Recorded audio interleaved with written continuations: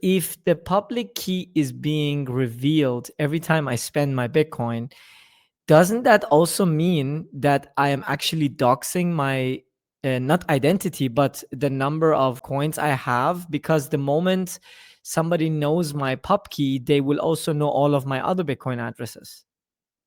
Yes, absolutely. And that's why we are using what we call HD wallets, which use a different private key and a different public key for every time you generate an address.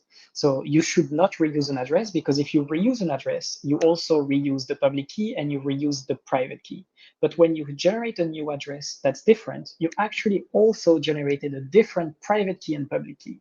You as a user don't notice, because what you wrote down on paper is a mnemonic, what we call like a master private key or an extended private key, which is not used on chain, but that's really what it does. So you have one secret, and from there you derive new private keys every time. And from that, you also derive public keys every time. So the xpub and the xprev have this. It's like you have one secret, but that's not what you use actually to sign. What you use is every time you derive it, you derive a different private key and a different public key.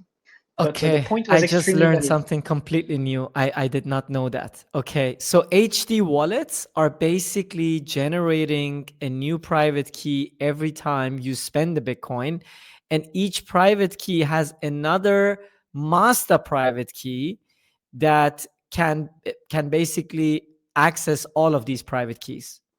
Exactly. That's what you write down on paper, right? Your mnemonic is basically Mhm. corresponding to that. Yeah. Okay, good. Understand. What has the descriptor to do with all of this?